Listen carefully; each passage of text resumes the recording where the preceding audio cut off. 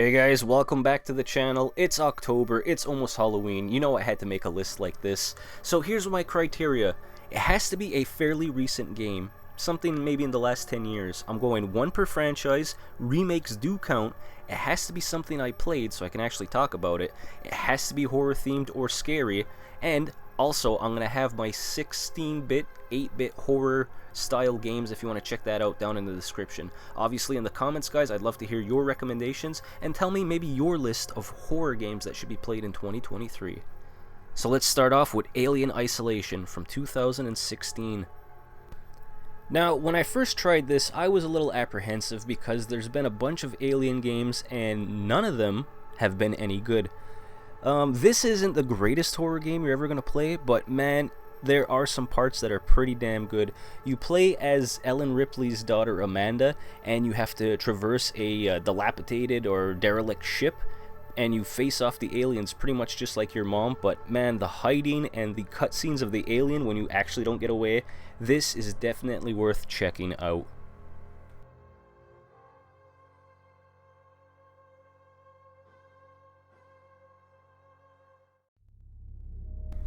Next up, not so much scary, more gory, but it still fits that Halloween theme. This is Texas Chainsaw Massacre the game from this year, 2023, and I've been playing a lot of this game. It's got that Friday the 13th the game, Dead by Daylight style, where you are basically Leatherface's family, the Sawyers, and you have to kill the 4 survivors or victims in the house or the gas station. It's all, you know, surrounded by the first Texas Chainsaw Massacre movie. That's the only thing that they have the rights to right now. But you can upgrade your victims, you can upgrade your family members, and there's so many fun little nuances. It's a great game of tag, and obviously there's some gory kills. I'm still playing this right now. I'm probably playing it right now. This game is a lot of fun. If you haven't tried it, check it out.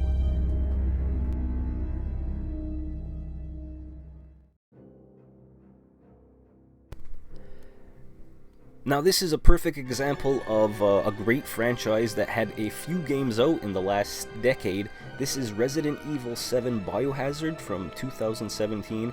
Now I know Village came out and they also did the remake of Resident Evil 2 and 4, which were all great games, but for me, this was the scariest out of the 4 newest entries.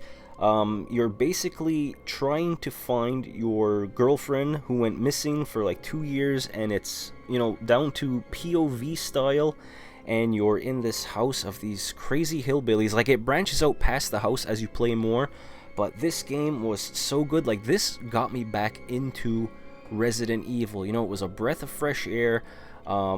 You know, like, if you like Village, like, this is the precursor to it. You know, like, the stories even follow each other. But, you know, for my money, Biohazard was amazing. Like, I've gone through it 3 times now on PS4 and through Xbox One just to keep replaying it.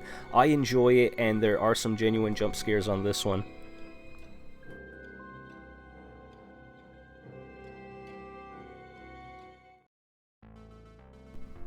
Little Nightmares is weird and kind of unsettling, but in a good, fun way. So this is a 2017 puzzle game where you control an unnamed protagonist, where she's wearing a yellow overcoat, and you have to traverse, I guess, the bowels of this giant ship.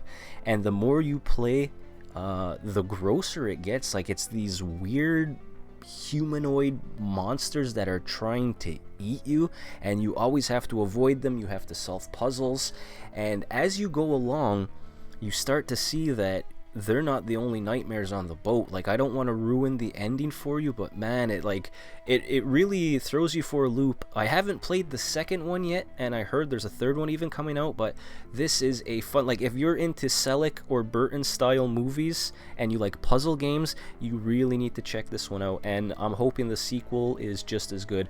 And I can't talk about it because I haven't played it yet, but Little Nightmares, very good.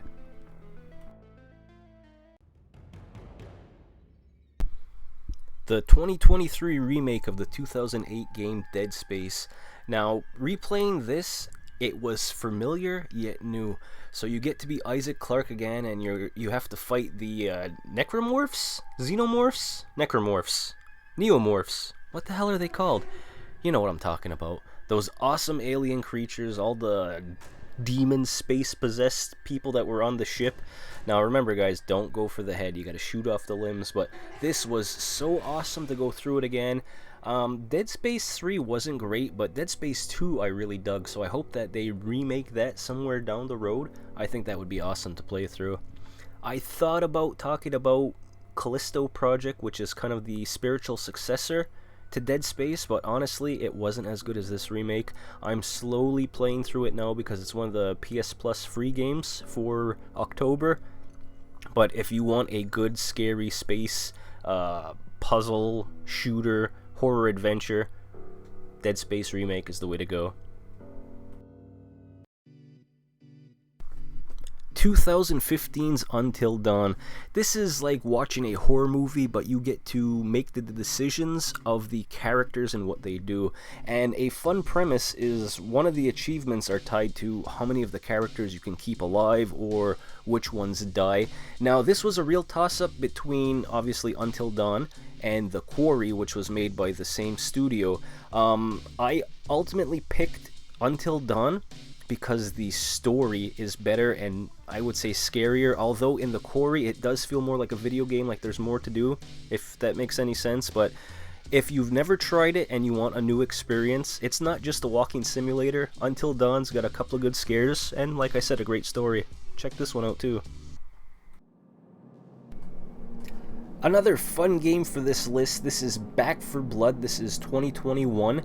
This was right in the middle of the pandemic, so it came out at the right time to play co-op with your friends. Now this is another spiritual successor from the Left 4 Dead guys, and you can play this by yourself, but I would recommend playing with a team of buddies or just random people online. You know, it's running and gunning, killing zombies, destroying the hordes, fighting special infected. I really had a good time with this game, and I think it's still one of the free games on well, call it free, but you know what I mean, the games on Game Pass.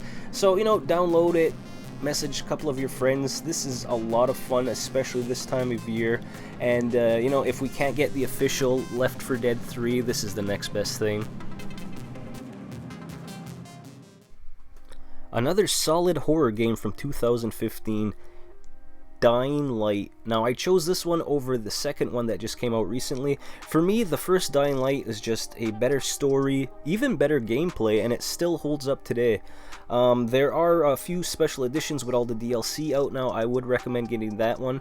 Once these games were updated and patched, like, this is a phenomenal game. Like, I would say it's one of, if not my favorite, quote-unquote, zombie game. You traverse the area parkour style. And what's really fun about this game, what makes it, you know, quote-unquote scary, is you can go out and accomplish missions during the day, you can go out salvaging for stuff, but if you go out at night, you get better salvage, and there's certain missions that only happen at night. But the thing is that the zombies or the infected, there's special infected that come out that hunt you. They hunt you down, and they can actually parkour on the roofs too. On top of that, all the zombie hordes are also more aggressive. A lot of fun. Dying Light, possibly my #1 favorite zombie game. Next up is Outlast, and I chose Outlast 2 from 2017.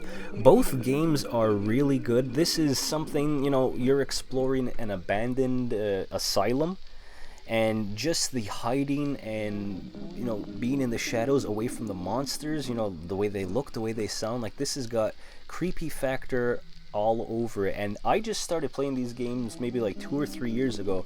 I had seen them, and for whatever reason I thought indie, and at the time I thought indie game, it wasn't going to be that good. It was going to be a short, boring game. Man, was I wrong. Pound for pound, one of the best hide and seek style games where you're hiding from the monsters. Like, man, the way they sound, the way they look, the environments, the different rooms, the mountain landscape. I can't say enough good things about Outlast. You definitely have to try this yourself.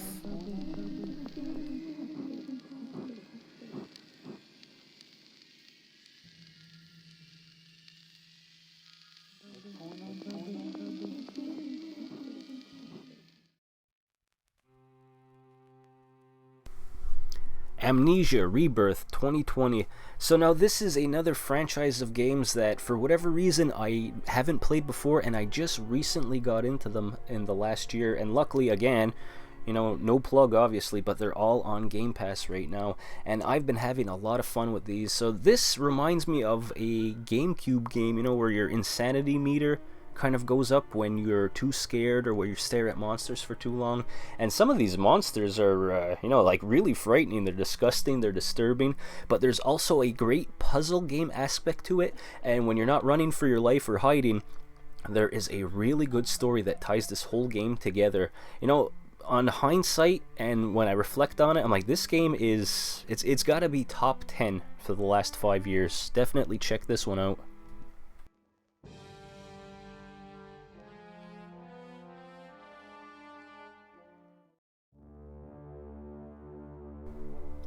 And last for this list is the Five Nights at Freddy's Core Collection. This comes with the first 4 or 5 Five Nights at Freddy games, and I know some people are going to crap on this one saying that it's not scary or it's not fun, it's basic, but you have to give it a try. I know my nephew really likes these games, and even my daughter at 6 years old is slowly getting into the mythos, which is really expanded. The first game is basically you're a night security guard watching the Five Nights at Freddy's or the Freddy Fazbear Pizzeria, and you have to keep checking your cameras, conserving your battery power, and you want to basically keep the animatronics at bay. And that first or second jump scare with that loud scream usually gets people at least once or twice. You know, not the greatest, but definitely worthy of this list, something that you should check out. And that's going to do it for horror games or scary games that you should be playing in 2023. Thank you so much for watching, guys. I really appreciate it. Please let me know what you're playing or what you think should have been on this list down in the comments, and happy Halloween!